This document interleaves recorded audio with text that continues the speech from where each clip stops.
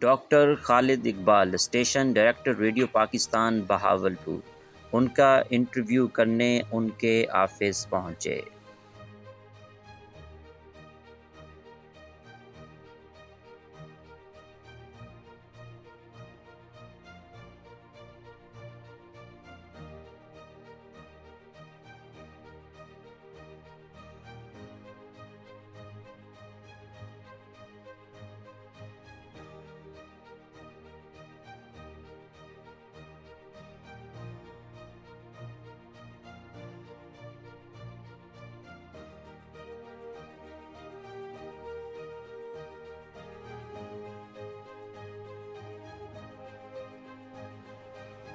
بسم اللہ الرحمن الرحیم۔ السلام علیکم پاکستان۔ ناظرین، آپ دیکھ رہے ہیں آواز بہاولپور نیوز چینل اور میں ہوں آپ کا میزبان احمد محمود۔ ناظرین، جیسا کہ آپ سب جانتے ہیں کہ ہم آپ لوگوں کے لیے آج کی شخصیت پروگرام لے کر آیا کرتے ہیں۔ آج میں آپ کو جس شخصیت کا تعارف کروانے جا رہا ہوں، آپ کسی تعارف کے محتاج نہیں ہیں۔ ڈائنامک پرسنالٹی ہمارے ساتھ موجود ہیں۔ ہمارے ساتھ موجود ہیں جناب عزت مآب ڈاکٹر خالد اقبال صاحب، station director radio Pakistan Bahawalpur. Broadcasting کی دنیا میں آپ ایک نام رکھتے ہیں۔ سوشل ورکنگ، ادب اور آرٹ کی دنیا میں آپ کو بہت لگاؤ ہے۔ ڈرامہ آپ کا پیشن ہے۔ آج ہم ڈاکٹر صاحب سے ان کی ذاتی لائف کے حوالے سے بات کریں گے، پروفیشنل لائف کے حوالے سے خصوصی گفتگو کریں گے۔ تو آئیے ڈاکٹر صاحب سے بات کرتے ہیں۔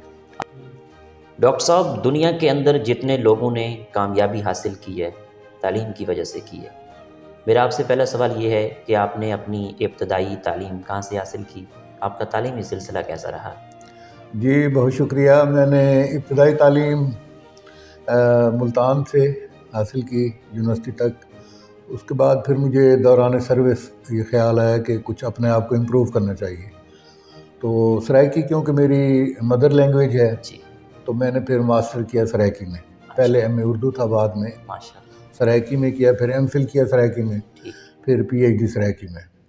یہ اس وقت کیونکہ یہ ایک اپرچونیٹی تھی علامہ اقبال اوپن یونیورسٹی میں، جی وہاں شعبہ پاکستانی زبانیں ہیں، جی، تو پاکستان کی جتنی زبانیں ہیں بڑی معروف زبانیں، بالکل ایسا۔ ان میں سرائکی بھی ایک ہے، تو جی، وہاں موقع ملا، پھر سرائکی کے حوالے سے وہاں سے ایم فل اور پی ایچ ڈی کیا۔ ٹھیک۔ سر، آپ نے پی ایچ ڈی کی، ماشاء اللہ۔ آپ کا پی ایچ ڈی کا تھیسس کس موضوع پر تھا؟ جی میرا پی ایچ ڈی کا تھیسس اور اس کا جو موضوع تھا وہ تھا جو ادبی تواریخ ہیں سرائکی زبان میں، جتنی بھی ادبی تواریخ لکھی گئی ہیں ان کا تجزیاتی مطالعہ تھا، کہ وہ مطلب ان کو ایویلیٹ کرنا تھا کہ وہ کس طرح سے لکھی گئی ہیں، کیونکہ سرائکی ادبی تواریخ جو ہیں یہ باقاعدہ ایک ڈسپلن کے تحت لکھی جاتی ہیں اور ان کا ایک خاص وضع شدہ طریقہ کار ہے۔ تو یہ موضوع تھا، اس حوالے سے میں نے مطلب پی ایچ ڈی کا تھیسس لکھا۔ ڈاکٹر صاحب، آپ نے ماشاء اللہ پی ایچ ڈی کی، تھیسس آپ کا بہت خوبصورت، اچھا ہے۔ تو آپ کہاں کہاں پڑھاتے رہے ہیں، یہ بتائیے گا۔ جی مجھے پڑھانے کا موقع ملا اپنا بہاؤالدین زکریا یونیورسٹی ملتان میں، شعبہ سرائکی ہے، سرائکی ایریا اسٹڈیز سینٹر کے زیر اہتمام، تو وہاں میں ڈیپوٹیشن پہ 3 سال کے لیے گیا، اور وہاں ایم فل کی کلاسز تھیں، ایم اے کی کلاسز تھیں، بی ایس کے بچے تھے، تو ان کو پڑھانے کا موقع ملا، اور 3 سال وہاں میں نے بحیثیت استاد یعنی پڑھایا۔ ٹھیک ہے۔ آپ کی سپرویژن میں کتنا طلبات پی ایچ ڈی اور ایم فل کر چکے ہیں؟ میں کیونکہ 3 سال کے عرصے کے لیے وہاں گیا تھا، تو کیونکہ زیادہ میرے پاس پیریڈ نہیں تھا، لیکن اس دوران میرے پاس 4 ایم فل کی طالبات تھیں جنہوں نے میری زیر نگرانی مقالہ لکھا۔ ٹھیک ہے۔ پاکستان میں اگر ہم ریسرچ کلچر کے حوالے سے بات کریں، بہت سارے اسٹوڈنٹس ایم فل اور پی ایچ ڈی کر کے آ رہے ہیں، تھیسس جو ہے لائبریری میں رکھا جاتا ہے۔ کیا آپ کو لگتا ہے کہ جو ریسرچ آج کل کے طلبات کر رہے ہیں وہ حکومت کے لیے سوٹیبل ہے؟ جیسا کہ آپ کا ریسرچ جو آپ نے کی ہے، آپ کا جو پی ایچ ڈی کا موضوع تھا وہ بہت یونیک ہے۔ آج کل کس طرح کی ریسرچ ہو رہی ہے as a expert, as a P H D? آپ ہیں، ڈاکٹر ہیں، براڈ کاسٹنگ کی دنیا میں آپ کا ایک نام ہے، تو اس بارے میں آپ کیا کہیں گے؟ یہ تحقیق جو ہے نا، یہ ایک ڈسپلن کا نام ہے، اور یعنی آپ اس کو ڈیپ انداز میں تحقیق کریں اور خالصتاً وہ صحیح معنی میں تحقیق ہو۔ تو جہاں تک مختلف تعلیمی ادارے، خاص طور پہ یونیورسٹی کی سطح پہ جو تحقیق کی جا رہی ہے، وہاں طالب علموں کو مکمل طور پہ میں سمجھتا ہوں کہ وہ جو اس کے جو ضروریات ہیں تحقیق سے متعلق وہ سب سلیبس میں تو ہے، پڑھایا جاتا ہے، بتایا جاتا ہے۔ اب یہ ریسرچر کا کام ہے کہ وہ اپنے موضوع سے کس حد تک انصاف کرتا ہے۔ وہاں یہ ہے کہ ان کو البتہ مشق ضرور کرا دی جاتی ہے، بتا دیا جاتا ہے وہ کیا پیرامیٹرز ہیں تحقیق کے۔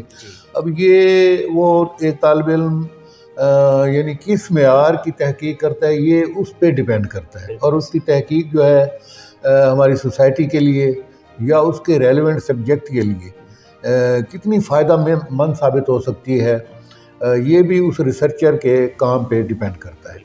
تو بعض اچھے تھیسس بھی آ جاتے ہیں، بعض اوسط درجے کے بھی ہوتے ہیں، تو بہرحال اس کا کریڈٹ یا ڈسکریڈٹ میں سمجھتا ہوں کہ وہ اسی تحقیق کار کے ذمہ ہی ہے۔ ڈاکٹر صاحب کووڈ-19 کا دور رہا ہے، تعلیم کا بہت زیادہ نقصان ہوا ہے، تو آپ کا موجودہ تعلیمی نظام کے بارے میں as a educationist, as a broadcasting, as a station director radio Pakistan Bahawalpur کیا تبصرہ ہے؟ لیکن تعلیم کے میدان میں یہ سمجھتا ہوں کہ پہلے سے زیادہ پیش رفت ہوئی ہے۔ آپ دیکھیں یونیورسٹیوں کا میں سمجھتا ہوں کہ ان کی تعداد میں اضافہ ہوا ہے، کالجز کی تعداد میں اضافہ ہے، اسٹوڈنٹس کی تعداد میں اضافہ ہوا ہے۔ بالخصوص آپ اسلامی یونیورسٹی بہاولپور کو لے لیں کہ ان کی طالب علموں کی تعداد میں بہت زیادہ اضافہ ہوا، یعنی موقع تو ملا ہے طالب علموں کو۔ تو اب یہ ایک سوال ہوتا ہے پیدا کہ بھئی وہ طالب علم جو ہے ان کی تعلیم کا معیار کیسا ہے، تو وہ بھی میں یہ سمجھتا ہوں کہ طالب علم پہ ہی ذمہ داری عائد ہوتی ہے کہ اس کو اگر موقع ملا ہے تو اب اس کو چاہیے کہ وہ پڑھے، اچھا رزلٹ دے، جتنا ہو سکے اچھے تحقیق کے شعبے میں آئے، تو خود وہ اس کو محنت کرنی چاہیے۔ جتنی وہ زیادہ محنت کرے گا اتنا ہی وہ اس کے اپنے لیے بھی فائدہ مند ہے اور معاشرے کے لیے بھی فائدہ مند ہوگی۔ ٹھیک ڈاکٹر صاحب، آج کل جو سلیبس اسٹوڈنٹس کو پڑھایا جا رہا ہے اس سے کتنا مطمئن ہیں آپ؟ دیکھیں سلیبس کا جہاں تک تعلق ہے یہ سوالات ایجوکیشنسٹ کی طرف سے اٹھتے رہتے ہیں کہ بھئی ہمارا جو سلیبس ہے وہ بدلتے ہوئے حالات کے مطابق نہیں ہے، جو وقت کے جو تقاضے ہیں ان کے مطابق نہیں ہے، بہت سے ڈسپلن ایسے ہیں۔ تو میں سمجھتا ہوں کہ اس حوالے سے یونیورسٹی میں اکیڈمیاں موجود ہوتی ہے تو وہ دیکھتے بھی رہتے ہیں، اور میرا یہ خیال ہے کہ مزید ان کو اس حوالے سے کوئی امینڈمنٹ کرنے کی اگر ضرورت ہے تو وہ وقت کے ساتھ ساتھ کرتے رہنا چاہیے، کیونکہ تعلیم اور علم کا جو سلسلہ ہے اس کا بڑا پھیلاؤ ہے، اور اب ہم صرف یوں کہہ لیں کہ دنیا کے باقی ممالک سے ہٹ کے اکیلے نہیں رہ سکتے، تو ہمیں یہ بھی دیکھنا چاہیے کہ دوسرے ممالک ہم سے تعلیم کے معیار میں کہاں آگے جا رہے ہیں، تو ہم نے ان کے ساتھ گلوبلائزیشن کے ساتھ چلنا ہے، اپنے آپ کو اپنے طالب علموں کو اس سطح پہ لے جانا ہے۔ تو اس کے لیے ضروری ہے کہ جو نئے بدلتے ہوئے حالات ہیں، جو نئے ٹرینڈز آ رہے ہیں، جو تعلیم میں تحقیق میں پیش رفت ہو چکی ہے اس کے ساتھ ہمیں چلنا چاہیے۔ ڈاکٹر صاحب، آج کل اگر ہم اسٹوڈنٹس کے حوالے سے بات کریں تو اسٹوڈنٹ جو ہے کتابوں کے ریڈنگ جو ہے آپ کے زمانے میں، جیسا کہ آپ نے جو ریسرچ کی ہوگی پی ایچ ڈی کی، آپ نے ساری چیزیں دیکھ کے پڑھ کے تحقیق کر کے لکھا ہوگا اپنا تھیسس، تو آج کل ریڈنگ بہت کم ہو گئی ہے، لوگ کتابیں بہت کم پڑھتے ہیں، موبائل فون کا دور ہے، موبائل زیادہ یوز کرتے ہیں، کتابوں کی ریڈنگ کم ہو گئی ہے، اس بارے میں کیا کہیں گے آپ؟ یہ آپ کا بڑا بجا سوال ہے۔ میں یہ سمجھتا ہوں کہ کتاب کی اہمیت بہرحال ہر دور میں مسلمہ رہی ہے، اور کبھی بھی اس کی جو اہمیت ہے کم نہیں ہو سکتی، کیونکہ کتاب اور خاص طور پہ اچھی کتاب یہ تو ایک بنیادی ماخذ ہوتی ہے، کیونکہ تحقیق کا مطلب ہی یہی ہے کہ آپ اصل سورس اور اس کے بنیاد تک ضرور جائیں، بنیادی ماخذ تک۔ تو کتاب کے بغیر میں سمجھتا ہوں کہ تحقیق مکمل نہیں ہو سکتی۔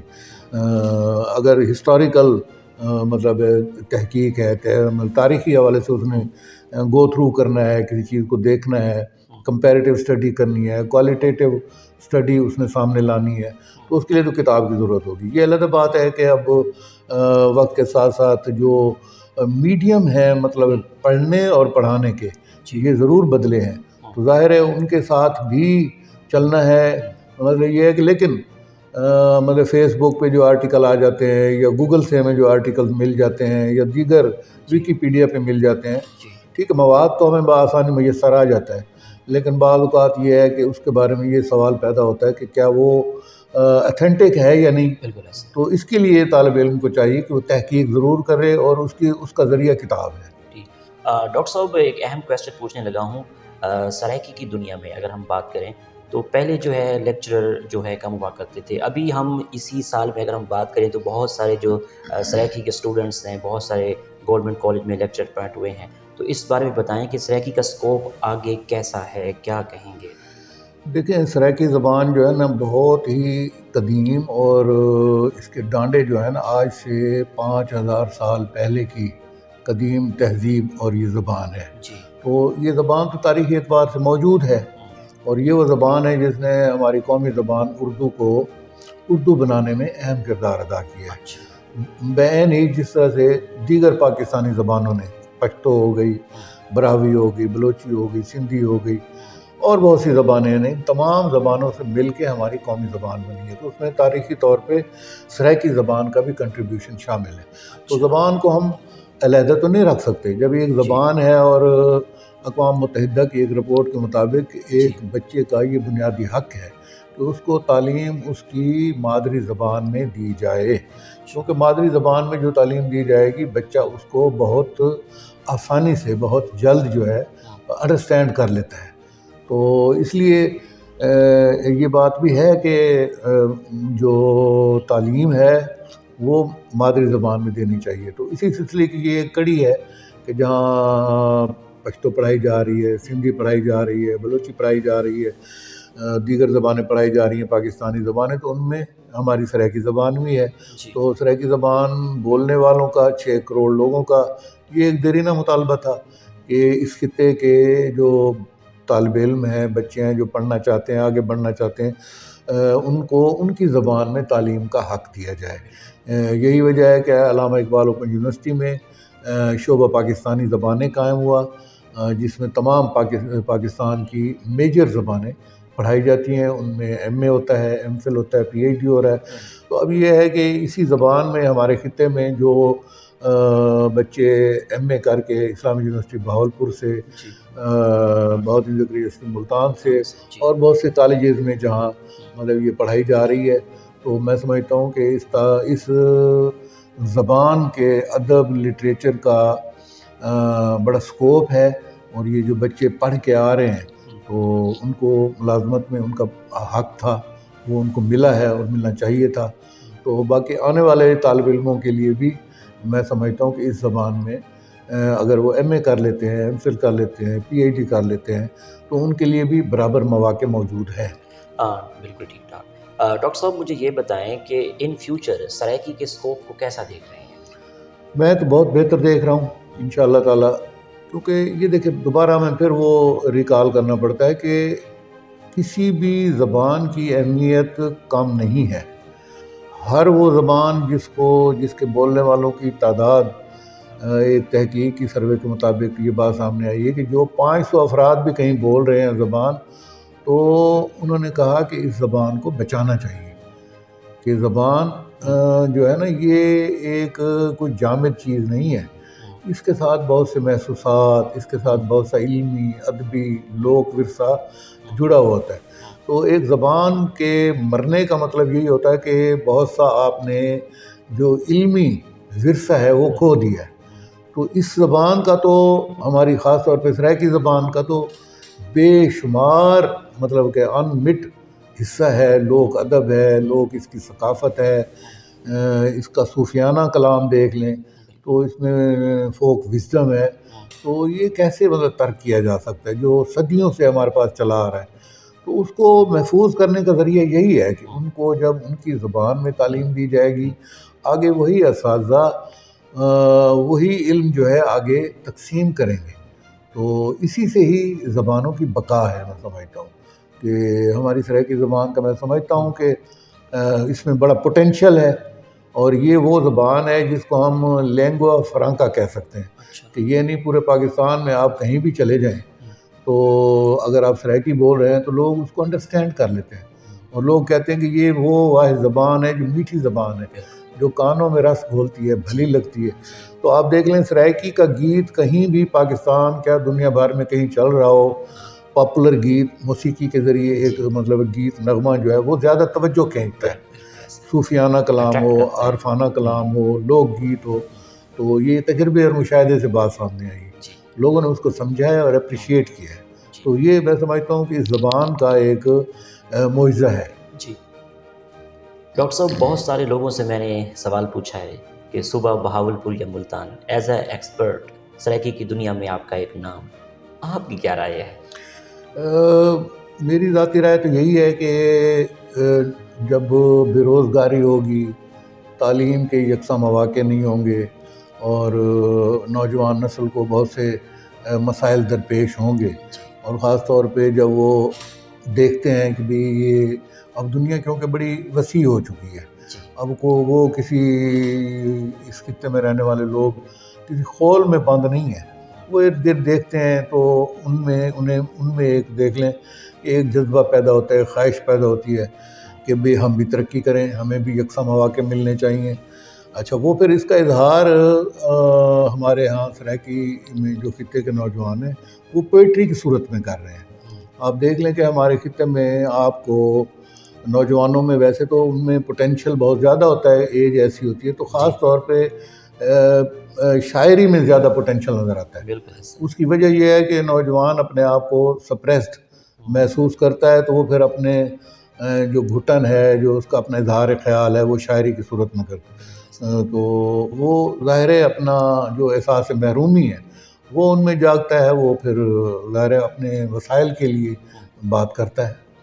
اور تو میں سمجھتا ہوں کہ اگر ایک نوجوان کو کہیں اپنی نوکری کے لیے کوئی انٹرویو کے لیے یہاں سے راجن پور سے، باولپور کے دور دراز لیاقت پور سے کہیں لاہور جانا پڑے تو وہ یقیناً اس کے ذہن میں خیال تو آئے گا. اب جیسے یہ ہے کہ یہاں کوئی جنوبی پنجاب سیکٹریٹ وغیرہ بنا ہے تو پبلک سروس کمیشن بھی اب یہاں امتحان لینے لگ گیا، تو اس سے یہ ہے کہ بڑی سہولت پیدا ہوئی. مزید یہ ہے کہ اگر یہاں سہولیات دے دی جائیں تو یہ میں سمجھتا ہوں کہ ان کا جائز حق ہے. سر ایک سوال پوچھوں گا ایز ایکسپرٹ کہ جو اسٹوڈنٹس لیکچر بننا چاہتے ہیں ان کے لیے کہ ان کو کس طرح تیاری کرنی چاہیے؟ سرائکی سبجیکٹ میں سے بات کر رہا ہوں. جی دیکھیں، علم بنیادی چیز ہے. علم آپ کے پاس ہے، نالج آپ کے پاس ہے، میں سمجھتا ہوں کہ کوئی ایسا بیریئر نہیں ہے جس کو آپ نہ توڑ سکیں. پہلے تو یہ ہے کہ جس میں اپنے سرائکی زبان میں ایم اے کیا ہے ہمارے نوجوان نے، طلبہ اور طالبات دونوں نے، تو ان کو اپنے سبجیکٹ پہ کمانڈ ہونی چاہیے. تو اس کے اپنے ایک پیرامیٹرز ہیں، انٹرویو کا طریقہ کار ہے، جو اس سے پہلے ریٹن امتحان کا ایک طریقہ کار ہے، اس پروسیس سے انہوں نے گزرنا ہے، بالآخر انٹرویو کا مرحلہ ہوتا ہے. تو یہی ہوتا ہے کہ ان کے میٹرک کے number, F A, B A, M A تک آج کل تو کمپیوٹرائزڈ ہے، وہ دیکھ لیے جاتے ہیں. اس کے بعد ان کا ریٹن کے جو نمبر ہوتے ہیں، مارکس، وہ دیکھ لیے جاتے ہیں. دین وہ انٹرویو میں آ جاتے ہیں. انٹرویو کا مرحلہ یہ ہے کہ وہ پھر اپنے کانفیڈنس کے ساتھ، اپنا مکمل نالج کے ساتھ، جس کے پاس نالج ہوگا وہی کمپلیٹ کرے گا. تو یہی چیزیں ہوتی ہیں، ان کو سامنے رکھ لیا جائے. میرے خیال میں اگر ان کی تیاری مکمل ہے تو ان کا راستہ کوئی نہیں روک سکتا. اور اس وقت بہت سی طالبات اور بہت سے طالب علم ایسے ہیں جو مختلف کالجز میں اپنے سرائکی سبجیکٹ میں پڑھا رہے ہیں. ایکسکلوسیو ٹاک ایجوکیشن کے حوالے سے ہم نے کر لی ہے. جی وعلیکم السلام، بہت شکریہ جناب. آپ ٹھیک ہیں؟ خیریت سے ہیں؟ جی الحمدللہ. ڈاکٹر صاحب، ریڈیو کی دنیا میں آنے کا شوق اور آپ نے ریڈیو کب جوائن کیا؟ میں نے 1988 میں ریڈیو پاکستان جوائن کیا. اصل میں تو بات یہ ہے کہ مجھے بچپن سے ہی جیسے ایک میڈیم ایک زمانے میں ریڈیو ہی تھا. جی. اب تو سوشل میڈیا کا دور ہے. اس وقت ٹیلی ویژن بھی مطلب اتنا زیادہ نہیں تھا. جی. ریڈیو اور ٹیلی ویژن برابر دونوں تھے، یہی میڈیم تھے پاکستان میں. اچھا. تو ماسٹر کرنے کے بعد موقع ملا کہ بھئی اس میں اپلائی کیا ریڈیو کے لیے، پروڈیوسر کے لیے. اچھا. تو ان دا مین وائل میں نے پنجاب پبلک سروس کمیشن میں ایز اے لیکچرر اس کے لیے بھی اپلائی کیا. اچھا. تو الحمدللہ دونوں طرف سے سلیکشن ہو گئی. ماشاءاللہ. ریٹن ٹیسٹ ہوا، پھر ظاہر ہے انٹرویو ہوا، اور پھر ہماری 6 ماہ کی ٹریننگ ہوتی ہے اسلام آباد میں. اچھا. پاکستان براڈ کاسٹنگ اکیڈمی میں. ٹھیک سر. وہاں 6 ماہ ٹریننگ کی. اس کے بعد پہلی تعیناتی جو ہے پھر ریڈیو پاکستان ملتان میں ہوئی. اچھا. تو یہ تھوڑا سا کہہ لیں کہ وہ ایک لگن، ایک شوق تھا. پڑھنے پڑھانے کی طرف بھی تھا، جی، لکھنے لکھانے کی طرف بھی تھا. اور اس وقت ریڈیو کا دور بھی تھا. اس وقت ریڈیو مطلب ایک زیادہ سنا جاتا تھا. ڈاکٹر صاحب، آپ کو ریڈیو کی دنیا میں آنے کے لیے کن کن مشکلات کا سامنا کرنا پڑا؟ مشکلات تو کہہ لیں کہ کوئی ایسی نہیں سامنے آئیں. تو اخبار میں اشتہار دیکھا تو اس کے لیے اپلائی کیا. الحمدللہ انٹرویو کے لیے مطلب ریٹن ٹیسٹ کے لیے کال آ گئی. پھر اپیئر ہوئے تو اس کے کچھ عرصہ بعد انٹرویو کے لیے انہوں نے کال کر لیا. وہ بھی بہتر ہو گیا انٹرویو. تو ریڈیو کو اس طرح سے جوائن کر لیا. یعنی کہ کوئی خاص کہہ لیں کہ بھئی جیسے کوئی سفارش یا کوئی یہ اس وقت کلچر ایسا نہیں تھا. میرٹ کی بنیاد پر سلیکشن ہوا کرتی تھی. ڈاکٹر صاحب ریڈیو پاکستان کو آپ نے جب جوائن کیا تو اس وقت ریڈیو پاکستان پر کون سے بڑے بڑے ٹرینڈز تھے؟ دیکھیں ریڈیو اس وقت میں کہہ رہا ہوں کہ اب بھی ریڈیو سنا جاتا ہے. یہ نہیں کہ اب نہیں سنا جاتا. اس وقت یہ ہے کہ ریڈیو زیادہ سنا جاتا تھا. اس وقت ریڈیو میں جو مقبول پروگرام ہوتے تھے کمپیئرنگ کے پروگرام پورے پاکستان میں اور خاص طور پہ ملتان میں سرود سحر ایک بڑا کمپیئرنگ کا پروگرام تھا. سید قمر حسین صاحب کرتے تھے. کرن سویر ایک طرح کی پروگرام ہوتا تھا کمپیئر ان کے لیے. اس میں خالد ملک صاحب کیسر نقوی صاحب اور بہت سے کمپیئر تھے جو ان کی کمپیئرنگ کو بہت پسند کیا جاتا تھا. ایک ٹرینڈ تھا لوگوں میں اس طرح کے پروگرام کو سننے کا. اس طرح سے جو اس شعبے سے دلچسپی رکھتے تھے ان کے لیے یہ ایک مطلب خاص اٹریکشن ہوتی تھی. دوسرا یہ ہے کہ ڈرامہ اس وقت ریڈیو میں ڈرامہ بہت مقبول تھا. لوگ رات کو 9 ساڑھے 9 بجے 9:15 بجے ریڈیو ڈرامے کا انتظار کرتے تھے اور سنتے تھے. تو باقی یہ ہے کہ میوزک میں بھی دلچسپی تھی. میوزک اس وقت پروڈیوس ہوتا تھا. جی کلاسیکل سیمی مطلب کلاسیکل یہ میلوڈیس جو عام گیت ہیں لوک گیت ہیں اس کو بالخصوص پسند کیا جاتا تھا. اور اس وقت باقاعدہ موسیقی کے کہہ لیں کہ بڑے گنی نامور موسیقار وہاں ریڈیو میں موجود ہوتے تھے. سازکار موجود ہوتے تھے. بہت اچھی شعراء ہوتے تھے جن کے گیت غزلیں نغمے یہ ریکارڈ کیے جاتے تھے. بہت اچھی آوازیں جیسا کہ آپ کے علم میں ملتان میں بھی خاص طور پہ یہ بہاولپور میں بھی تو بڑے بڑے نامور سنگر مطلب سامنے آئے اور ان کو پرائڈ آف پرفارمنس بھی ملا. ایسے لوگ تھے. تو یہ اس وقت مطلب یہ ٹرینڈ تھے سننے کا. ڈرامہ موسیقی اور کمپیئرنگ کے حوالے سے جو پروگرام ہوتے تھے ان کو خاص طور پہ دلچسپی سے سنا جاتا تھا. ٹھیک. پاکستان میں کتنا ریڈیو اسٹیشن کام کر رہے ہیں اس وقت؟ پاکستان میں جو سب سے زیادہ نیٹ ورک ہے وسیع نیٹ ورک جو کہہ لیں کہ وہ ریڈیو پاکستان کا ہی ہے. تو ریڈیو پاکستان ایک تو میڈیم ویو اسٹیشن ہے جن کی نشریات کافی دور تک سنی جاتی ہے. پھر اس کے ساتھ وقت بدلنے کے ساتھ ساتھ ہمارے پاس یہ ایف ایم کا نیٹ ورک آیا ہے. تو ایف ایم کے بھی ریڈیو اسٹیشن تقریباً بڑے بڑے شہروں میں موجود ہیں. بڑے جتنے بھی کراچی لاہور ملتان بہاولپور کوئٹہ گلگت یہ تمام ان میں یہ ہوں گے کم از کم میرا خیال ہے کہ کوئی 250-300 اسٹیشن موجود ہیں اس وقت اپنے نیٹ ورک کے لحاظ سے. اور وہ قومی پروگرام کے ساتھ ساتھ وہاں کی جو بھی ہماری علاقائی قومی زبانیں ہیں پاکستانی زبانیں ہیں ان میں بھی پروگرام نشر کیے جاتے ہیں. ڈاکٹر صاحب ریڈیو پاکستان آج کل کے دور میں سامعین کو کس طرح کی معلومات فراہم کر رہا ہے اس بارے میں بتائیے گا. ریڈیو پاکستان شروع دن سے ہی لوگوں کو مطلب ایجوکیٹ کرنا انٹرٹین کرنا اور ان کو انفارمیشن دینا یہ ہمارا بنیادی مقصد رہا ہے ریڈیو کا شروع دن سے.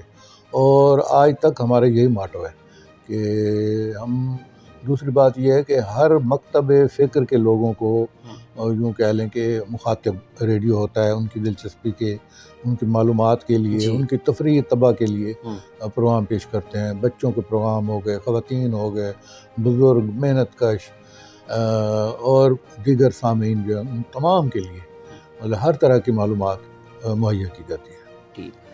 جدید دور میں سوشل میڈیا کے اس دور میں ریڈیو پاکستان اہمیت و افادیت کے حوالے سے بتائیے گا. دیکھیں ریڈیو کی اہمیت میں نہیں سمجھتا کہ کسی بھی دور میں کم ہوئی ہے. ریڈیو ہمیشہ سے ابتدا سے ہی سامعین کے ایک کہہ لیں کہ گھر کے فرد کی حیثیت رہی ہے. ہاں یہ علیحدہ بات ہے کہ اب سوشل میڈیا کے آنے سے تھوڑی سی لوگوں کی دلچسپی اس طرف زیادہ ہو گئی ہے. لیکن ریڈیو ایک ایسا ادارہ ہے جو ایک اکیڈمی کی حیثیت رکھتا ہے کہ یہاں باقاعدہ تربیت بھی دی جاتی ہے کہہ لیں تہذیب کی جاتی ہے لوگوں کو معلومات دی جاتی ہے اور اتھینٹک معلومات ہوتی ہیں. بالخصوص یہ ہے کہ ہمارا جو شعبہ خبر ہے، دیکھ لیں کہ ہر 1 گھنٹے کے بعد ہم خبر دیتے ہیں، اور بڑا تیز ترین کہہ لیں کہ نیٹ ورک ہمارے پاس موجود ہے، ود ان نو ٹائم، یعنی کہ ہماری معلومات یا ہماری خبریں لوگوں تک پہنچ جاتی ہیں، اور ان میں سب سے بڑا اہم جو ایلیمنٹ ہے وہ ہے ایتھینٹسٹی، یعنی اس میں خبر میں صداقت ہوگی، سچائی ہوگی۔ یہ ہے کہ ہمارے سوشل میڈیا تو آ گیا، نو ڈاؤٹ، اس میں کوئی شک نہیں ہے، اس میں تھوڑا سا ایک ایلیمنٹ یہ ہے کہ اس میں فیک خبریں بھی آ جاتی ہیں۔ از خود لوگ اپنے طور پہ بھی کوئی خبر دے دیتے ہیں یا کوئی سٹوری بنا کے دے دیتے ہیں، تو یہاں یہ ایسا نہیں ہے، یہاں ڈسپلن ہے اس ادارے میں، تو جو بھی چیز آپ سنیں گے اس کو فیملی کا ہر فرد سن سکتا ہے بھئی اب تک بیٹھ کے، یعنی کہ ہمارے یہاں جو بھی کمپیئرنگ ہوگی، یہ نہیں کہ بھئی گھر میں کسی کو خدا نخواستہ کوئی درمیان شرمندگی ہو یا اٹھ کے جانا پڑے، تو یہ ریڈیو گھر کا ایک فرد، اس لیے میں نے کہا ہے، تو اس سے جو کمپیئرنگ یا جو بھی ٹاک، جو گفتگو نشر ہوتی ہے، اس کو آپ کہیں بھی بیٹھ کے 4 دوستوں کے درمیان، اپنے گھر کے درمیان، اپنی چوپال میں، اپنی بیٹھک میں، کہیں بھی آپ ریڈیو کو سن سکتے ہیں۔ یہ اس کے بنیادی نارمز میں سے ایک بات ہے کہ سوشل میڈیا میں یہ ہے کہ ابھی ٹھیک ہے وہ بھی برق رفتاری کے ساتھ آگے بڑھ رہا ہے، لیکن اس میں ایتھینٹسٹی کا ایلیمنٹ جو ہے نا ابھی یہ ایک سوالیہ نشان ہے۔ بالکل ایسا۔ سر، آپ ریڈیو پاکستان پر کون سے پروگرام کرتے رہے ہیں؟ بحیثیت پروڈیوسر تو کہہ لیں کہ میں نے تقریباً ہر طرح کا پروگرام کیا ہے۔ ہمارے یہاں پروگراموں کی بڑی ویرائٹی ہوتی ہے، میں نے جیسے پہلے عرض کیا ہے کہ بچوں کے لیے پروگرام ہے، بزرگوں کے لیے ہیں، محنت کشوں کے لیے ہیں، طالب علموں کے لیے ہیں، میوزک ہے، ڈرامہ ہے، تو وہ ایز اے پروڈیوسر تو تقریباً سبھی شعبوں میں، زراعت، کاشتکاروں کے لیے وہ پروگرام کیے ہیں۔ بحیثیت یہ کہہ لیں کہ ایز این اینکر کہہ لیں کہ بحیثیت کمپیئر، وہ میں نے ایک پروگرام کیا تھا، رو روئی تھل دما، ایک زمانے میں ریڈیو پاکستان سے وہ نشر ہوتا تھا، سن 90 کی بات ہے، 90 کی، اور 93 تک شاید کیا میں نے 2-3 سال، وہ بڑا مقبول ہوا، تو ایز اے کمپیئر کہہ لیں کہ وہ ایک پروگرام تھا۔ باقی نوجوانوں کے پروگرام کی کمپیئرنگ کرتے رہے ہیں، طالب علموں کے پروگراموں کی بھی کمپیئرنگ کا بعض اوقات مطلب کمپیئر نہیں آیا تو پروڈیوسر میں یہ ہوتا ہے کہ اتنی ایبلٹی ہونی چاہیے کہ وہ خود بھی اپنی اسائنمنٹ کو مکمل کر سکے، تو اس لحاظ سے یہ بھی کرتے رہے ہیں۔ ٹھیک، ڈاکٹر صاحب، ریڈیو پاکستان پر آپ کی کن کن بڑی شخصیات سے ملاقات رہی؟ دیکھیے، ریڈیو پاکستان میں سمجھتا ہوں کہ ایک ایسا ادارہ ہے جہاں بہت مطلب اسکالر، پڑھے لکھے لوگ مطلب تشریف لاتے رہے ہیں، تو ہمیں ان سے بہت کچھ سیکھنے کا موقع ملا ہے۔ ظاہر ہے وہ جو کسی ادبی پروگرام میں شرکت کے لیے کوئی شخصیت آئی تو ان کی گفتگو سننے کا موقع ملا، ان کی لکھی ہوئی تحریریں، سکرپٹ دیکھنے کا، پڑھنے کا، ان کے انداز گفتگو کو اس سے بنا سیکھتا ہے، ان کے تلفظ ادائیگی سے سیکھتا ہے۔ تو بڑے لوگوں میں سے ڈاکٹر وزیر آغا صاحب دنیا ادب کا ایک بڑا نام ہے، میں نے ان کا ایک طویل انٹرویو کیا تھا ریڈیو پاکستان سرگودا میں جب میں تھا، وہاں پروفیسر غلام جیلانی اصغر صاحب تھے، وہ بھی بڑے نامور شاعر، بہت اچھے عمدہ انشائیہ نگار تھے، تو بہت سی شخصیات ہیں، اب مطلب ان کے نام اگر میں گنوانے لگوں تو کافی ہے، تو ان لوگوں کے ساتھ بڑا انٹریکشن رہا۔ ملتان میں پروفیسر ڈاکٹر اسلم انصاری صاحب ہیں، ڈاکٹر انوار احمد صاحب ہیں، آصف کرنالی صاحب ہیں، بے شمار لوگ ہیں جن سے ہمیں سیکھنے کا موقع ملا۔ ٹھیک، آپ نے ریڈیو پاکستان پہ بہت سارے انٹرویو کیے ہیں، آپ کی زندگی کو کوئی ایسا انٹرویو جو آپ کے لیے یادگار ہو اور اس بارے میں آپ بتانا چاہیں تو؟ ہاں، وہ میں نے ابھی اپنے گزشتہ آپ کے سوال میں نے جواب دیا کہ ڈاکٹر وزیر آغا صاحب، ڈاکٹر وزیر آغا صاحب ایک بڑی شخصیت ہے، یعنی ان کی شخصیت کے کئی پہلو ہیں، بحیثیت نقاد، شاعر، انشائیہ نگار، سفر نامہ نگار اور مدیر کی حیثیت سے وہ ایک بڑی شخصیت ہیں، پوری دنیا ادب کے بڑا نام ہے۔ تو ان کے ساتھ میں نے ایک طویل انٹرویو کیا جب میں سرگودا میں تھا، تو وہ مجھے نہیں بھولتا، لیکن ان کا خاص طور پہ کہہ لیں کہ علمی انداز میں لاجک کے ساتھ جواب دینا اور پولائٹ انداز میں مطلب جواب دینا، یہ مجھے ہمیشہ یاد رہے گا کہ بڑی شخصیت کا یہی اعجاز ہوتا ہے کہ وہ علم کے ساتھ ساتھ ان میں حلم بھی ہوتا ہے، یعنی حلیم متبع، شفقت کے ساتھ گفتگو کرنا، نرمی کے ساتھ گفتگو کرنا اور اپنی بات کو دلیل سے ثابت کرنا. تو وہ ان کی شخصیت اور ان کا یہ جو نقش ہے، یہ تاثر ہے مجھے مطلب ابھی تک بھی یاد ہے. جی ڈاکٹر صاحب، as a expert, as a station director radio Pakistan Bahawalpur, آج کل کا میڈیا اسٹڈیز کا طالب علم اور ریڈیو پاکستان کس طرح معاشرے میں معلومات فراہم کر سکتا ہے؟ ایز اے ایکسپرٹ آپ کی کیا رائے ہے؟ سب سے پہلی بات تو یہ ہے کہ میں اپنے آپ کو ایک طالب علم سمجھتا ہوں، کیونکہ علم کی دنیا بڑی وسیع ہے اور براڈ کاسٹنگ کا شعبہ بھی بہت وسیع ہے. میں ایک طالب علم کی حیثیت سے کہہ لیں کہ میں بندہ کیونکہ ہر لمحہ سیکھتا رہتا ہے. اس کا یہی کہوں گا کہ بھئی جو ریڈیو ہے، میں پہلے بھی عرض کر چکا ہوں کہ یہ ایک اکیڈمی کی حیثیت رکھتا ہے. آپ دیکھ لیں کہ بڑے بڑے فلم سٹار، بڑے بڑے ٹی وی سٹار آپ کہہ لیں کہ ان کی گرومنگ ریڈیو سے ہوئی ہے. اگر آپ ان سے کبھی سوال کریں یا ان کے انٹرویوز پڑھیں تو ریڈیو ایک طرح سے ایک اچھا پلیٹ فارم ہے. ہمارے ہاں اکثر لوگوں نے بحیثیت طالب علموں کے پروگرام میں شرکت کی، بعد میں اپنے ذوق، اپنے شوق، اپنی صلاحیت کی بنیاد پہ وہ آگے بڑھے اور دنیا فن میں انہوں نے نام پیدا کیا. تو یہ ہر دور میں ریڈیو نے اپنے دروازے کھلے رکھے ہیں. ہمارے پاس میس کام کے اسٹوڈنٹ اب بھی آتے ہیں، شعبہ اپنا میس کام اسلامی یونیورسٹی بہاولپور سے، تو ہم ان کو عملی تربیت کہہ لیں، کیونکہ وہاں جو پڑھتے ہیں وہ تو ایک تھیوریٹیکل علم ہوتا ہے، تو عملی طور پہ ہمارے پاس آتے ہیں، وہ دیکھتے ہیں پریکٹیکل، کہ کیونکہ صرف بولنا نہیں ہوتا، بولنا ٹھیک ہے ایک وے آف کہہ لیں کہ ایک ٹاکنگ ہے، لیکن بولنا اور اچھے بولنے میں بڑا فرق ہے کہ بھئی صحیح تلفظ کے ساتھ بولنا ہے اور صحیح ادائیگی ہو، صحیح سٹریس پاس کہاں دینا ہے. تو اس کا ہم بہرحال جو ہو سکتا ہے ان طالب علموں کو، ان نوآموز کو جو شوق رکھتے ہیں، ان کے لیے ہم ایک سہولت کہہ لیں وہ مہیا کرتے ہیں. جی ڈاکٹر صاحب، آر جے بننے کے لیے آر جے میں کیا خصوصیات ہونی چاہیے؟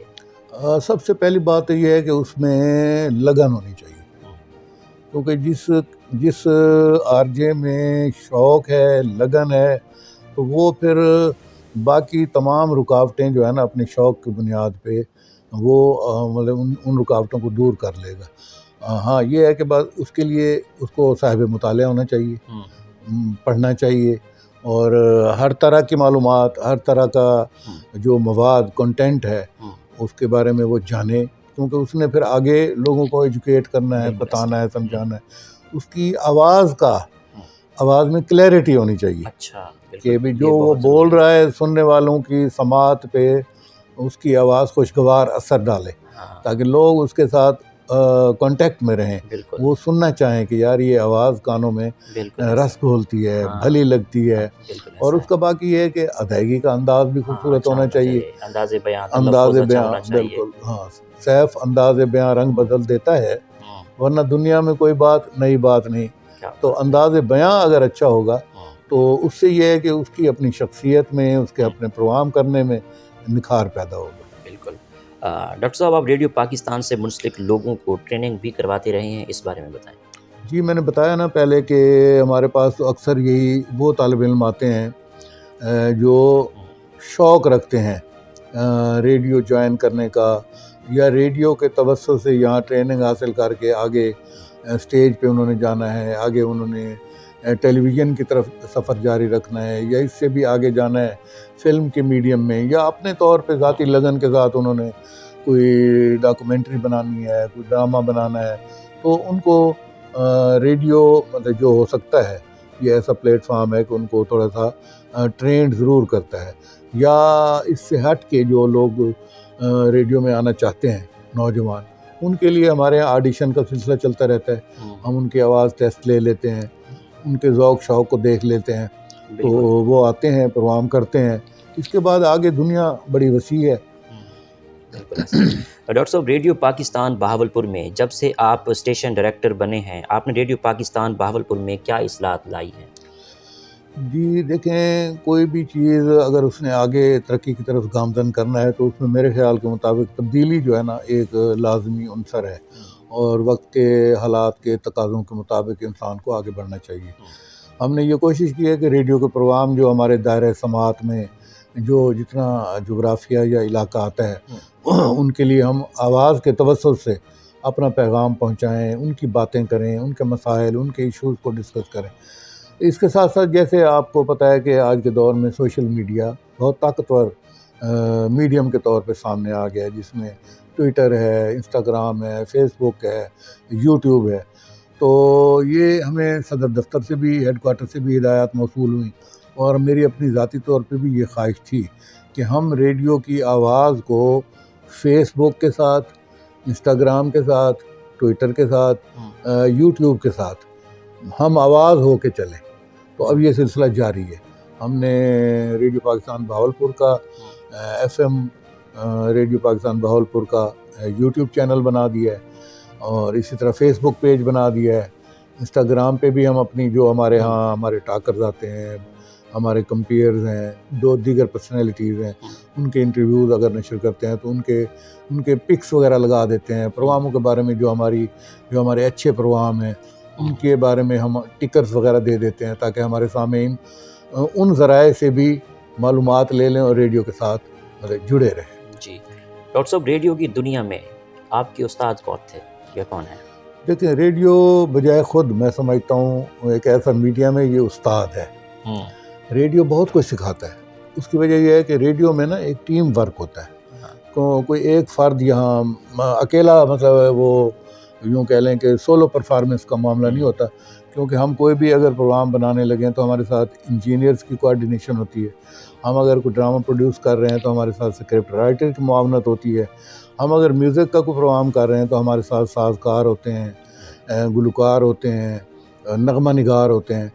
تو وہ ان تمام کی مطلب کوآرڈینیشن سے جا کے کوئی ایک بہتر پروگرام جو ہے نا ہم آن ایئر کر سکتے ہیں۔ تو اس لیے ریڈیو یوں کہہ لیں کہ میڈیم یا ریڈیو کا جو ٹیم ورک ہوتا ہے نا، وہ پروڈیوسر کو سکھاتا بھی رہتا ہے۔ پروڈیوسر اگرچہ خود بھی انوویٹیو ہوتا ہے، خود بہت کچھ لکھ سکتا ہے، بول بھی سکتا ہے، لیکن اس کے ساتھ جو ٹیم ہوتی ہے وہ بھی اس کو استاد کی حیثیت سے ایک طرح سے کہہ لیں کہ سکھاتی رہتی ہے۔ تو یوں اس معنوں میں کہہ لیں کہ ریڈیو ہمارا استاد بھی ہے اس میں، اور ریڈیو میں آنے والی شخصیات جو ہیں ان سے بھی ہم مطلب غیر محسوس طریقے سے سیکھتے رہتے ہیں۔ تو ہمارا کوئی ایک استاد نہیں ہے، ریڈیو ہمارا استاد ہے۔ ماشاء اللہ۔ آپ کو ادب سے کتنا لگاؤ ہے، اور آپ نے کوئی کتاب بھی لکھی ہے؟ جی، ادب سے مجھے یوں کہہ لیں کہ کافی حد تک لگاؤ ہے کہ مجھے جب مطلب کوئی جیسے شعور میں ایک طالب علم آتا ہے تو لکھنے پڑھنے کا، جیسے گھر میں ہمارے تعلیم و تربیت، ہونہار، یہ رسالے وغیرہ آتے تھے اس وقت، روزنامہ امروز، نوائے وقت میں، ان میں بچوں کے اور نوجوانوں کے اور ادب کے صفحات وغیرہ ایک زمانے میں شائع ایڈیشن ہوتے تھے، وہاں میں لکھتا رہا ہوں۔ پھر وہیں سے پڑھنے لکھنے کا ایک سلسلہ آگے چلا ہے۔ تو خاص طور پہ پھر جب میں نے اپنی مادری زبان کو جانا سمجھا، اس حوالے سے پھر ظاہر میں نے ابھی بتایا کہ تعلیم بھی آگے حاصل کی، اور اس میں کافی کچھ لکھا ہے۔ شاعری کے حوالے سے بات کریں تو شاعری کرنا کیسا لگتا ہے آپ کو؟ اگر ہمارے ناظرین، آواز بہاولپور کے ناظرین کو اگر آپ کوئی خوبصورت پیارا اپنی آواز میں شعر سنانا چاہیں تو میرا خیال ہے کہ انٹرویو حسین ہو جائے گا۔ بہت شکریہ۔ دیکھیں، میں سمجھتا ہوں کہ یہ جو ایک احساس جمالیات ہے، یہ ویسے بھی انسان کے اندر، ہر انسان کے اندر محسوسات ہوتے ہیں، تو ان میں مد و جزر آتا رہتا ہے۔ تو وہ جذبات جو ہیں وہ آپ کو پھولوں کو دیکھ کے، اچھے موسم کو دیکھ کے، اچھے نظارے کو دیکھ کے، تو وہ ایک آپ کے اندر ایک ہلچل سی پیدا کرتے ہیں۔ تو یہ ایک فطری سی بات ہے، انسان خوش ہوتا ہے اور طبعاً خوش رہنا چاہتا ہے، اگرچہ خوشی کی عمر بہت کم ہوتی ہے، لیکن اس کے باوجود انسان کی تمام تر تگ و دو جو ہے وہ آسودگی اور خوشی کے لیے ہے، اور خوشی کا لمحہ وہ چند لمحوں پہ بھی محیط ہو سکتا ہے، اور وہ اس کا پیریڈ بہت لامتناہی بھی ہو سکتا ہے۔ تو جتنے آرٹ کے شعبے ہیں، ڈرامہ ہو گیا، رقص ہو گیا، موسیقی ہو گئی، شاعری ہو گئی، یہ انسان کو میں سمجھتا ہوں کہ ایک دوسرے سے بڑا قریب لاتے ہیں۔ اور زندگی میں رنگ بھرتے ہیں، ان میں ایک شاعری بھی ہے۔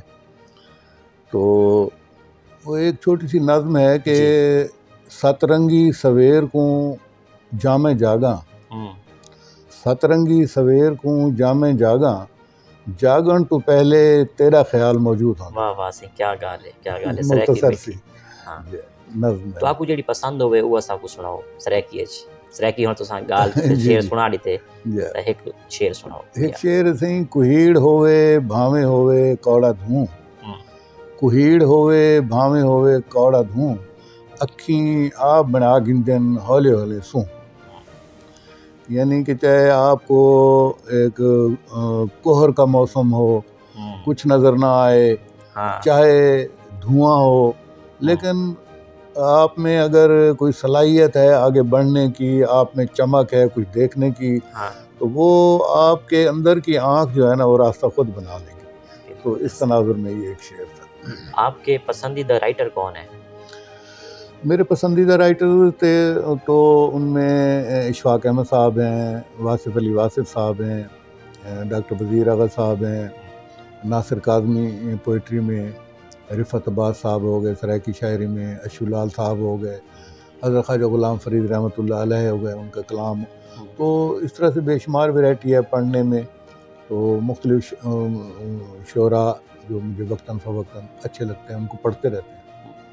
سر پاکستان میں عام آدمی کو مسائل کو کس طرح کم کیا جا سکتا ہے، اس بارے میں آپ کیا کہیں گے؟ دیکھیں، ایک ہوتی ہے سیلف سٹرگل۔ سیلف سٹرگل کے لیے یہ ہے کہ آپ کے پاس شعور کا ہونا ضروری ہے۔ شعور آپ کی منزل کو یعنی تعین دے دیتا ہے کہ آپ نے اپنے جس سرفیس پہ آپ موجود ہیں، جس سطح پہ آپ موجود ہیں، جس جگہ پہ موجود ہیں، حالات کبھی بھی کسی بھی شخص کے لیے، عام آدمی کے لیے کبھی بھی کمفرٹیبل نہیں رہے۔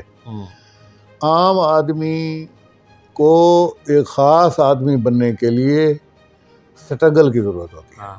تو وہ اس کو چاہیے کہ وہ اپنی منزل کا تعین کرے، وہ خواہ کسی بھی شعبے میں بھی ہے، بالکل ایسا کسی بھی شعبے سے اس کا تعلق ہے، اس کو چاہیے کہ اس کی منزل کیا ہے، اس کا ٹارگٹ کیا ہے۔ اس کے لیے یہ ہے کہ اگر وہ سٹرگل کرے تو میں سمجھتا ہوں کہ پھر اندیکھی غیر مرئی قوتیں بھی اس کے ساتھ آ جاتی ہیں اس کے ہیلپ کرانے کے لیے، اور ایسی بے شمار مثالیں ہیں۔ تو وہ اپنے آپ کو یعنی خود پہلے تو مائل کرے کہ میں نے کیا کرنا ہے، اور پھر یہ ہے کہ کیسے کرنا ہے۔ یقیناً مشکلات آئیں گی، لیکن اس کا اگر عزم پختہ ہے تو میں سمجھتا ہوں کہ اس کو منزل اس کی ضرور مل کر رہے گی۔ جی ڈاکٹر صاحب، ڈراموں کے حوالے سے بتائیں، آپ نے اس میں کیا کردار ادا کیا؟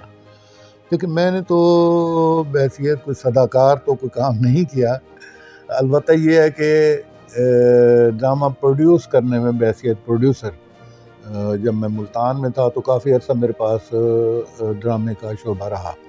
میں نے کوشش کی کہ بھئی سب سے پہلے تو کوئی نئے لکھاری متعارف کرائے جائیں، نئے لکھنے والے، کیونکہ ریڈیو ڈرامہ لکھنا ایک خاص طرح سے ایک ٹیکنیک ہے۔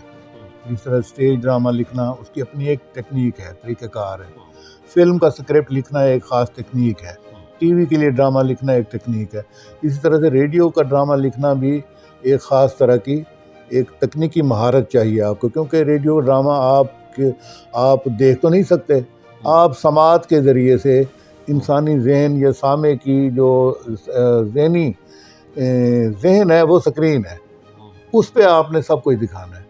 تو اس کے لیے میں نے کوشش کی کہ نئے رائٹر لائے جائیں۔ خاص طور پہ میں نے وہاں محمد سلیم کیسر صاحب ہیں جو ڈائریکٹر ہیں آرٹس کونسل، پہلے بہاولپور بھی رہے ہیں، اب ملتان ہیں، تو ان کو انٹروڈیوس کرایا، انہوں نے ڈرامے لکھے۔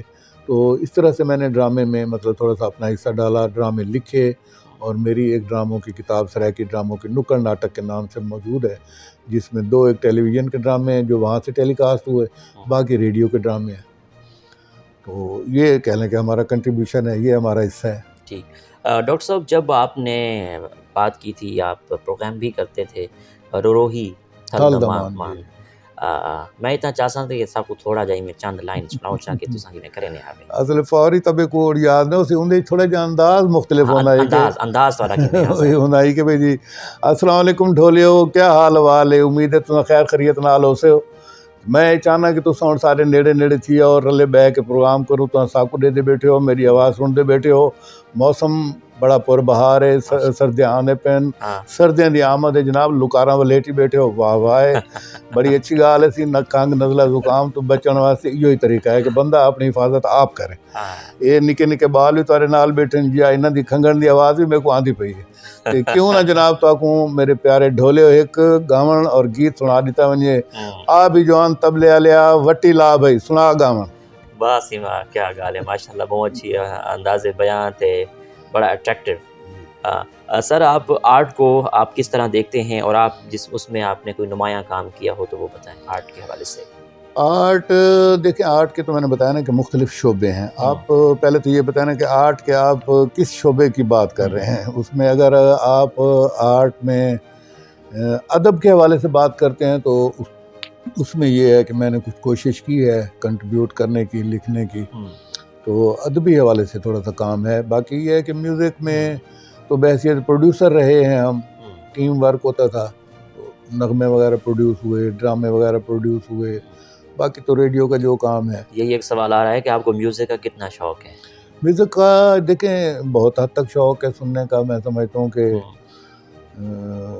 سر سے جس کو پیار نہیں ہو تو پھر وہ اگر اچھی بات نہیں ہے سر کس کو اچھا نہیں لگتا سر سے پیار ہے موسیقی سنتے ہیں خاص طور پہ اپنا میوزک مجھے سرائکی میں ہے جو سرائکی کافی ہے سرائکی گیت ہیں لوک گیت ہیں یہ سب بھلے لگتے ہیں پسند ہیں ٹورزم کا کتنا شوق ہے پاکستان کے کون کون سے شہر اچھے لگتے ہیں آپ کا فیوریٹ شہر کون سا ہے دیکھیں ٹورزم کا میں یہ سمجھتا ہوں کہ پاکستان میں اس وقت اگر کوئی انڈسٹری باقاعدہ طور پہ پاکستان میں کنٹریبیوٹ کر سکتی ہے تو وہ ٹورزم کا شعبہ ہے اور الحمدللہ پاکستان ایک ایسی جغرافیائی حیثیت رکھتا ہے 4 موسم رکھتا ہے اس میں صحرا بھی ہیں جیسے ہمارا روہی چولستان ہے اس میں پہاڑ بھی ہیں گلگت بلتستان بھی ہے بلوچستان کا علاقہ دیکھ لیں اور یہاں ہمارا خاص طور بالخصوص سرائکی وسیب جہاں دریائی مطلب تہذیب اور ثقافت بھی موجود ہے تو اس کو دیکھنے کے لیے پوری دنیا سے لوگ آتے ہیں اور آ سکتے ہیں بشرطے کہ اس کو مزید ڈیولپ کیا جائے جہاں تک ذاتی مجھ سے آپ نے سوال پوچھا ہے تو مجھے شوق ہے مختلف شہروں کو دیکھنے کا اتفاق ہوا ہے ریڈیو کے توسط سے کہ میں مطلب بلوچستان میں رہا ہوں گوادر کو دیکھا ہے وہاں پسنی جیوانی اولڈ مارا تربت میں رہا ہوں 1.5 سال تو وہ علاقہ میں سمجھتا ہوں کہ اپنی جغرافیائی انداز سے وہ بھی ایک خوبصورت بھلا علاقہ ہے پھر میں خیبر پختونخوا میں بھی رہا ہوں ڈیر اسماعیل خاں میں اس کی اپنی ایک تہذیب ثقافت اس کا دریائے سندھ اس کی ثقافت دیکھنے سے تعلق رکھتی ہے تو باقی اپنا وسیب ہے یہاں بھی دیکھ لیں کہ یہاں دریا ہیں دریائے چناب ہے وہاں ہم کئی دفعہ دوستوں کے ساتھ پکنک وغیرہ پہ گئے ہیں تو ان مقامات کو تھوڑا سا ڈیولپ کرنے کی ضرورت ہے تاکہ لوگوں کی توجہ حاصل ہو سرگودا میں رہا ہوں اس علاقے کی جو ثقافت ہے وہاں لوگوں کا جو رہن سہن ہے مہمان نوازی ہے وہ ایک بڑی خوبصورت ہے تو یہ اس طرح سے شوق تو رہا ہے اور دیکھا بھی ہے مختلف علاقوں کو لیکن میں خاص طور پہ یہ بات کروں گا کہ اپنا سرائکی وسیب جو ہے اس کی جداگانہ حیثیت ہے خاص طور پہ آپ دیکھ لیں روہی چولستان کو یہاں لوگ اب آتے بھی ہیں ہر سال جیپ یا کار ریلی بھی ہوتی ہے تو یہی مقصد ہے کہ لوگوں کو انٹروڈیوس کرایا جائے اپنے علاقے کو اس سے کیا ہوگا کہ ہمارے ریونیو میں اضافہ ہوگا بالکل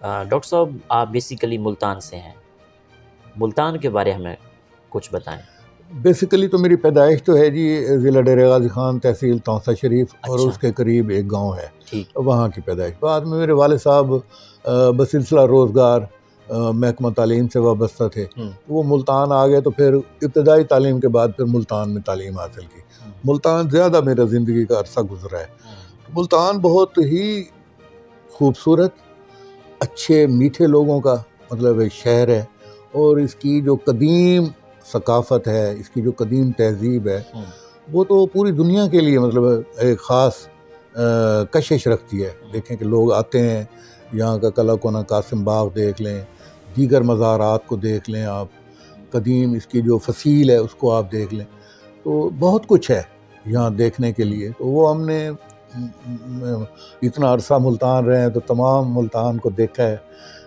بہت اچھا لگتا ہے۔ جی، بہاولپور میں ایز اے اسٹیشن ڈائریکٹر آپ آئے ہیں، بہاولپور میں رہ کر کیسا لگ رہا ہے؟ بہاولپور کیسا لگا؟ یعنی بہاولپور بھی بالکل ملتان کی طرح سے میں سمجھتا ہوں کہ میٹھے لوگوں کا شہر ہے، بہت محبت کرنے والے ہیں، اور یہاں بھی اسی طرح سے جو یہاں کے نواب تھے ان کے محلات ہیں، نور محل ہے، یہاں دیکھیں اپنا اسٹیڈیم کے قریب دیکھ لیں چڑیا گھر ہے، اور بہت سی چیزیں، چولستان کی ثقافت ہے، تو یہ بھی بہت اچھا، اس کی تاریخی عمارات، اس کے دروازے، جس طرح ملتان کے تاریخی دروازے ہیں، تو کسی بھی طرح سے میں سمجھتا ہوں کہ بہاولپور بھی اپنی تہذیبی شناخت کے حوالے سے ایک مطلب مکمل شہر ہے، دیکھنے سے تعلق رکھتا ہے۔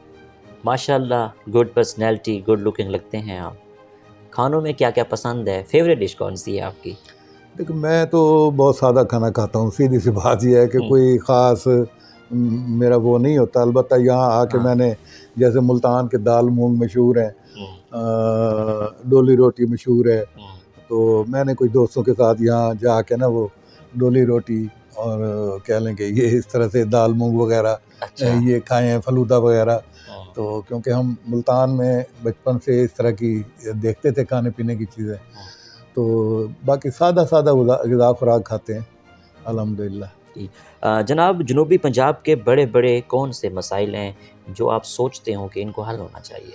دیکھیں بڑے مسائل میں تو یہی ہے کہ میں سمجھتا ہوں کہ یہاں مزید تعلیم کے جو ادارے ہیں وہ قائم ہونے چاہیے۔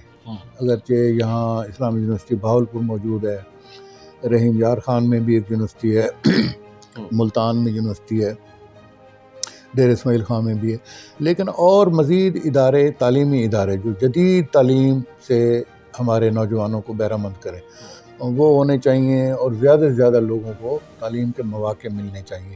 اب دیکھیں یونیورسٹی، جتنے بھی یونیورسٹیاں ہیں یہ اپنے مختلف کیمپسز بنا رہی ہیں، اور یہ اچھی بات ہے، کیونکہ اب ایک دور دراز بیٹھا ہوا نوجوان ممکن ہے بہاولپور نہ آ سکے، یا ڈیر اسماعیل خان نہ جا سکے، ملتان نہ جا سکے، تو اگر کیمپس اس کا ڈیرہ غازی خان میں ہوگا، کہیں رحیم یار خان میں ہوگا، لیاقت پور میں ہوگا، اگر ان کے فاصلہ کچھ کم ہو جاتا ہے تو زیادہ لوگوں کو موقع ملے گا۔ نوجوانوں کو میں خاص طور پہ سمجھتا ہوں، طلباء اور طالبات دونوں کو موقع ملنا چاہیے، کہ نوجوان ہی کسی قوم کا اصل اثاثہ ہوتے ہیں۔ اگر پڑھے لکھے نوجوان ہوں گے تو یقیناً اس سے تبدیلی آئے گی۔ دوسرا مسئلہ یہ ہے کہ جو نوجوان پڑھ لکھ جاتا ہے، پھر ہمارے خاص طور پہ سرائیکی وسیب کے نوجوانوں کو خاص طور پہ روزگار کا بڑا مسئلہ درپیش ہوتا ہے۔ اس کے لیے یہاں انڈسٹری کا ہونا ضروری ہے، چاہے وہ ایگرو بیسڈ انڈسٹری ہو یا اور دوسری انڈسٹریز ہوں، تاکہ ان لوگوں کو یہیں اپنے خطے میں ہی روزگار کے مواقع مل جائیں، ان کو کراچی نہ جانا پڑے، ان کو بڑے شہروں میں ہجرت نہ کرنا پڑے، دوسرے خلیجی ممالک میں نہ جانا پڑے۔ جب روزگار کے مواقع ہوں گے، تعلیم ہوگی، تو میں سمجھتا ہوں کہ اس سے یہ ہے کہ زندگی میں خوشحالی آ جاتی ہے۔ آپ کی نظر میں کامیابی کیا ہے؟ کامیابی میں یہ سمجھتا ہوں کہ اگر انسان اپنے آپ میں مطمئن ہے، اس کو اطمینان حاصل ہے، تو میں سمجھتا ہوں کہ وہ کامیاب ہے۔ کامیابی بہت زیادہ خواہشات کے پیچھے بھاگنے میں نہیں ہے، بہت زیادہ کوئی یعنی کہ پیسہ سمیٹنے میں کوئی خوشی یا کامیابی نہیں ہے۔ خوشی یہ ہے کہ آپ کے پاس سادہ غذا خوراک ہو، آپ کے پاس سادہ رہائش ہو، آپ اپنے عزیز و اقارب اور اپنے قریبی رشتوں میں، ماں باپ کے ساتھ، بہن بھائیوں کے ساتھ، آپ اپنے جو بہت طویل عرصے سے آپ کے ساتھ ہمسائیگی میں لوگ رہتے ہیں، ان کے ساتھ آپ رہ رہے ہیں، اور ان کے ساتھ آپ کے برتاؤ میں دوسروں کو کچھ بانٹنے اور دینے کی صلاحیت موجود ہے، میں سمجھتا ہوں کہ خوشی آپ کے من میں اور آپ کے آس پاس موجود ہے، اسی کا نام اطمینان ہے۔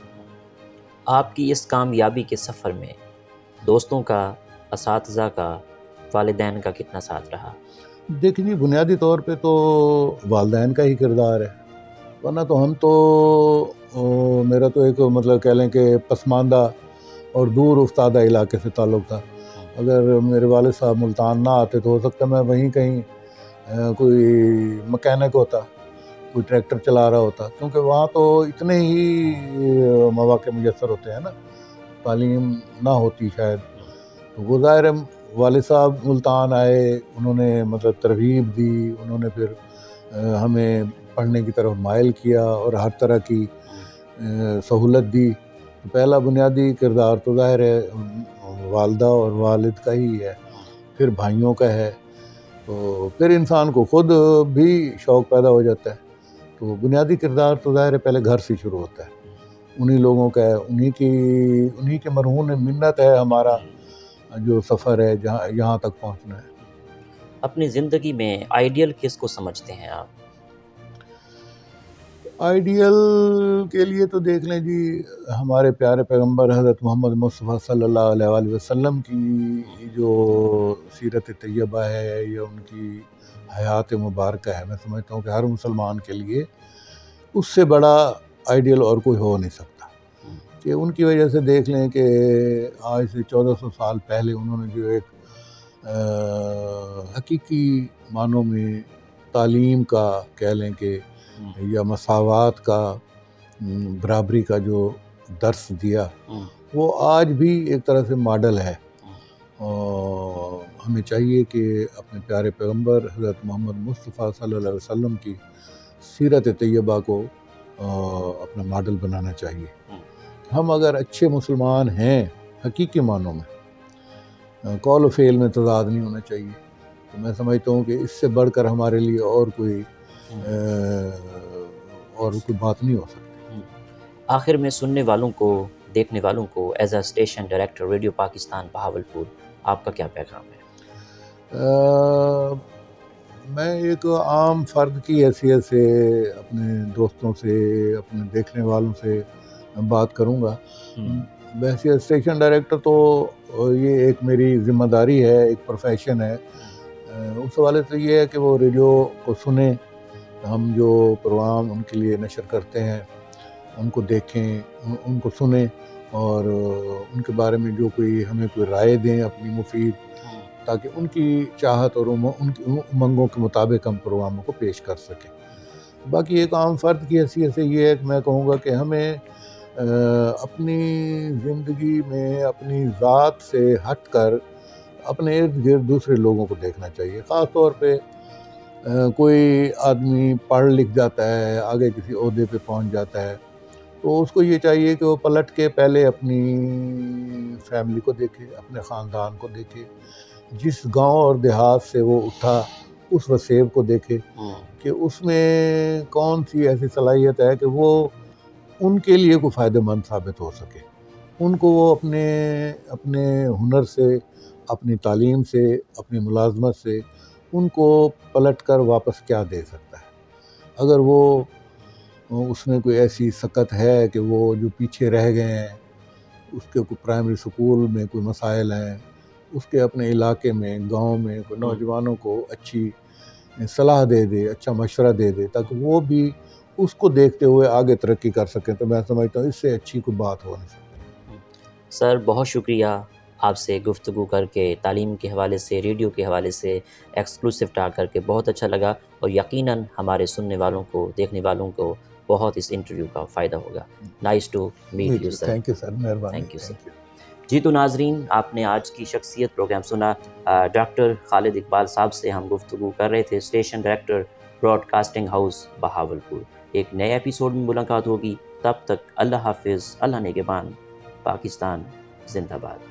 جی ناظرین، ہم اس وقت FM 101 ریڈیو پاکستان بہاولپور کے اسٹوڈیو میں موجود ہیں.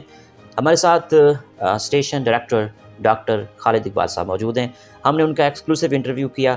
اب ہم اسٹوڈیو کے حوالے سے بات کرتے ہیں. ڈاکٹر صاحب، ہم FM 101 کے اسٹوڈیو میں اس وقت موجود ہیں، تو اس حوالے سے بتائیے گا کہ یہاں سے کون کون سے پروگرام براڈ کاسٹ ہوتے ہیں؟ جی، یہ ہمارا جیسے آپ نے ابھی بتایا ہے ہمارے ناظرین کو کہ یہ FM چینل ہے، اور یہ خاص طور پہ ایسا چینل ہے کہ جو نوجوانوں کے لیے، نوجوانوں کی دلچسپی، نوجوانوں کی تعلیم، ان کی تربیت کے لیے خاص طور پہ بنایا گیا ہے. اور یہ اس کی جو رینج ہے، کہہ لیں کہ دائرہ سماعت ہے، یہ راؤنڈ اباؤٹ 50 کلومیٹر ہے. اچھا. اور جیسے میں نے پہلے عرض کیا کہ نوجوان ہمارا خاص طور پہ، ویسے تو دیگر لوگ بھی سنتے ہیں، نوجوانوں کو ان کی تعلیم کے حوالے سے، نوجوانوں کے جو مسائل ہیں اس حوالے سے، خاص طور پہ ٹریفک کے حوالے سے، کہ ہیلتھ کے ایشوز کے حوالے سے ہم پروگرام ترتیب دیتے ہیں، تاکہ نوجوان نسل جو ہے جس طرح کا وہ میوزک سننا چاہتے ہیں، جس طرح کی ان کی دلچسپیاں ہیں، تو آپ جیسے مطلب خوبصورت شکل صورت کے نوجوان جو ہے نا، وہ یہاں آ کے پروگرام کرتے ہیں اور براہ راست ٹیلی فون کالز لیتے ہیں، تو اس میں سامعین کی شرکت بھی برابر ہوتی ہے. تو یہ ایک نیا تجربہ ہے کہہ لیں کہ براڈ کاسٹنگ کی دنیا میں FM 101. ایف ایم کے حوالے سے بات کریں تو ایف ایم کی دنیا میں ایک نیا چینج بھی ہے. ریڈیو پاکستان کی اپنی بات ہے، RJ جو ہوا کرتا ہے گانے بھی خود لگاتا ہے. جی وہ یہیں بیٹھ کے یہ پینل خود آپریٹ کرتے ہیں، سارا خود، یہ کمپیوٹر لائبریری بھی ہے، گانے بھی لکھتے ہیں، اپنے ٹاپک بھی لکھ کے آتے ہیں، اس پہ بات کرنی ہے، کال بھی سنتے ہیں، سارا پروسیس RJ خود کرتا ہے. جی ایسے. اچھا، یہ تو ہم نے 101 کے حوالے سے بات کر لی. اب میں چاہتا ہوں کہ AM کا وزٹ کریں تاکہ تھوڑی سی ہمیں معلومات وہاں سے بھی مل جائیں. آئیے چلتے ہیں. آئیے چلتے ہیں. ڈاکٹر صاحب، ہم اس وقت ایک اسٹوڈیو میں موجود ہیں، تو میں چاہوں گا کہ ہمارے ناظرین کو بتائیں کہ یہاں کون سے پروگرام ہوتے ہیں، نیوز ہوتی ہیں، یہ ہم AM میں آئے ہوئے ہیں. جی اس بارے میں بتائیے گا. یہ ہمارا میڈیم ویو اسٹوڈیو ہے جو جس کا افتتاح 1970 میں ہوا تھا. اچھا. 1974 میں. تو یہ ایک مطلب پہلے کا ٹرانسمیٹر لگا ہوا ہے، اور یہ اس کا اسٹوڈیو ہے جہاں سے آپ کو بیک گراؤنڈ میں خبروں کی آواز بھی آ رہی ہوگی ہمارے دیکھنے والوں کو. تو یہ قومی نشریاتی رابطے پہ ہم ہوتے ہیں، تو بیک وقت تمام پاکستان کے اسٹوڈیو قومی نشریاتی رابطے پہ اسلام آباد سے خبریں بھی نشر کرتے ہیں. باقی جو آپ ارد گرد کی یہ ساری لوکیشن یا ماحول دیکھ رہے ہیں، تو یہ میڈیم ویو کا ہے. پچھلے دنوں میں جیسا کہ آپ کے علم میں ہے کہ ہمارے خاص طور پہ سرائیکی وسیم میں سیلاب کی صورتحال پیدا ہوئی اور لوگ اس سے بہت متاثر ہوئے، تو اس حوالے سے ریڈیو پاکستان نے بھی اپنا حصہ ڈالا. ہم نے کوشش کی کہ وہ جو لوگ سیلاب سے متاثر ہوئے ہیں ان کی بحالی کے لیے لوگوں کو عطیات کی ترغیب دیں، تاکہ وہ لوگ جلد از جلد اپنی زندگی میں واپس آ سکیں، ان کی مالی امداد کی جا سکے. تو ہم نے اس طرح کی ٹرانسمیشن کی جس کا نام یہ دیکھ لکھا ہوا نظر آ رہا ہے، سانجھ، کہ اپنے دکھ سکھ مل کے ہی ہم کام کر سکتے ہیں.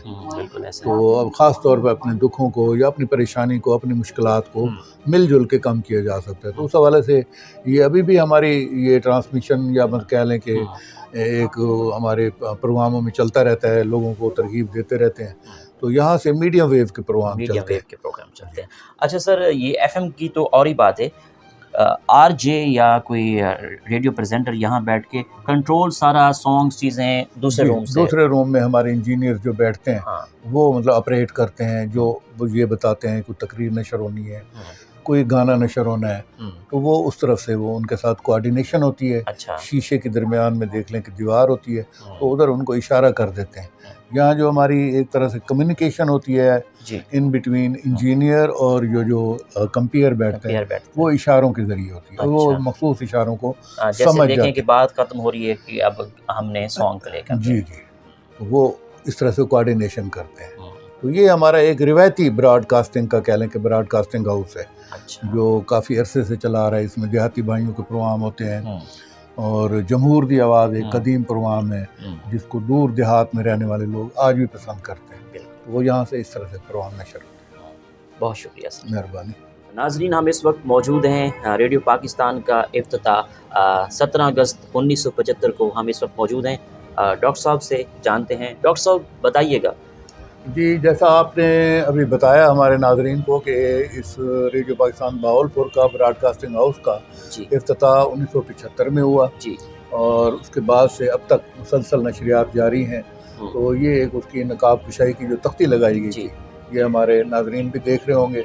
تو باقی یہ ہے کہ اس براڈ کاسٹنگ ہاؤس کو بیوٹیفائی کرنے کے لیے ذرا جو ہمارے باہر سے وزٹر آتے ہیں دیکھنے کے لیے، یہاں ہم نے ایک آرٹ گیلری کا یعنی کہ وال گیلری بنائی ہے جس میں ہمارے جو کہہ لیں کہ اس شہر کے نمائندہ شعراء حضرات، نمائندہ ادیب اردو سرائکی لکھنے والے، ان کی تصاویر جو ہیں یہاں آویزاں کی گئی ہیں، جنہوں نے ریڈیو کے ساتھ مکمل طور پہ قلمی تعاون کیا۔ اسی طرح سے یہ آرٹ گیلری میں ہم نے کافی اضافہ کیا ہے، لیکن ساتھ ساتھ یہ بھی بتاتے چلیں کہ ریڈیو پاکستان اس کے ساتھ براڈ کاسٹنگ کے ساتھ ساتھ یہ 19 جنوری 2016 کو FM 101 کا یہاں افتتاح ہوا، جس کا افتتاح موجودہ گورنر پنجاب انجینئر محمد بلیغ الرحمان صاحب نے کیا۔